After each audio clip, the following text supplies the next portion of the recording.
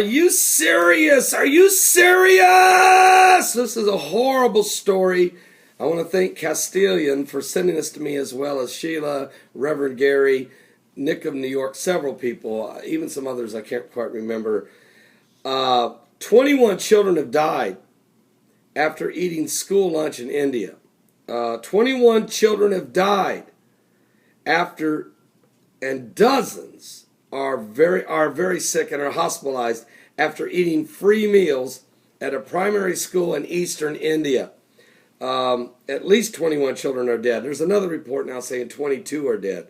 Some of the ones that are in the hospital sick may be dying. More than 24 others sick after eating the free school lunch that was tainted with insecticide, according to Indian officials. I want to say the word Monsanto. It was not immediately clear how the chemicals ended up in the food in a school in eastern state of Bihar, and obviously I don't know either. But one official said the food may not have been properly washed before it was cooked. Here's my thing. If insecticides are put on food that are so potent and are so poisonous that it will kill you instantly like this, do we really want it on the food? And are we talking, what?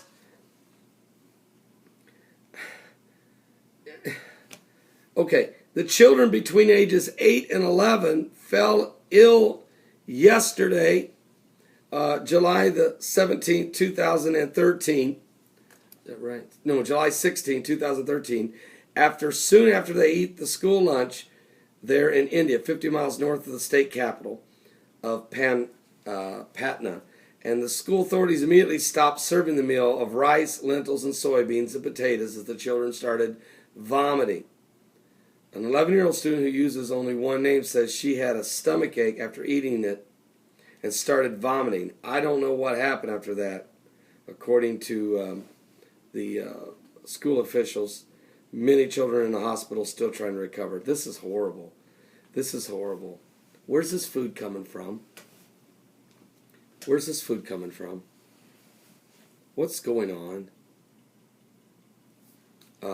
I'm not saying that anybody maliciously or intentionally tried to kill these kids, but I'm telling you, the re-engineering of the GMOs, the re-engineering of the DNA of the corn, of the wheat, of the soybeans, and the insecticides are being sprayed upon these massive amounts of crops and food around that are feeding the world. Folks, it's getting dangerous. It's getting dangerous.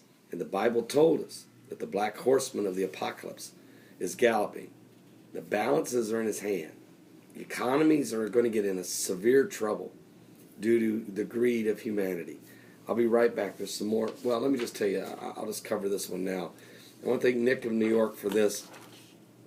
Besides the pollution of the food, the literal destruction of our food supply.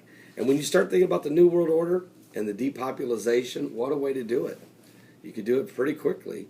You could do it on a nice afternoon. You could serve school lunches in an entire continent of Africa or India, which has 1.4 billion people, and in a matter of an afternoon you could wipe out literally millions of kids. Speaking of wiping out kids, radical Islamic jihadist Muslims in Nigeria killed over 40 children in an ambush. What? These Muslim militants, these misguided messengers of Mecca with their meanness and their madness and the murdering and the mayhem and the maliciousness, and what are they doing? And why isn't this even on the national news? Why can't CNN or anybody cover this? You know why they don't want to cover Nigeria? Because they don't want to cover Nigeria and Boko Haram, radical Islamists. They don't want to talk about in Somalia. They don't want to talk about these Al-Shabaab and Hamas and Hezbollah and Al-Qaeda and the Taliban.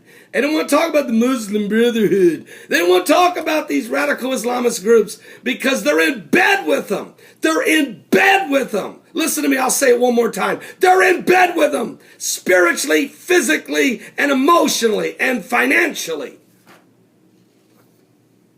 I'm going to have to... Where are the preachers? Oh, somebody needs to start preaching with me. Start standing up against this stuff. Come on. I know there's some guys that are. Thank God for you. But folks, come on now. This has got to stop. The murdering of the innocent. It happened in Nigeria. Over 40 Nigerian children, some of whom may have been Christians. No. They're all Christians. This is why they kill them. Were killed Saturday in a ruthless attack by the Muslim militants of Boko Haram. According to the Open Doors USA press release, several Islamic militants carrying containers full of fuel descended upon the boarding school in northeastern Nigeria during pre-dawn hours Saturday morning. The Muslim attackers doused the school's dormitory with fuel and set it ablaze, then mercilessly shot anyone who tried to escape. We were sleeping when we heard the gunshots, said a 15-year-old survivor of the attack. When I awoke, someone was pointing a gun at me. When Hassan put his arm up to defend himself, the gunman shot his hand, which blew off 4 of his fingers. Though Hassan managed to survive, he witnessed firsthand the murder of several of his classmates. Folks, this is it's not starting to get bad. It has been bad. I've been reporting about these murders of Christians, blowing up Christian churches, Protestant Assembly of God churches, Catholic churches. Doesn't matter. They don't care if you're a Protestant or a Catholic. You believe in Jesus Christ, they'll kill you.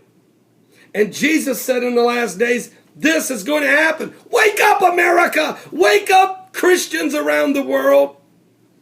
What's wrong in today's modern day end time eschatology of a broken theology is that the Christians of America and England and Canada and Australia and New Zealand and Sweden and Germany and France and all of us that live in free societies, we are clueless. We are the padded pew Christian. We're the padded pew parishioner. And we got our fluffy, puffy preachers with little marshmallow messages, with little pamphlets and publications, and we're not preaching the Word of God.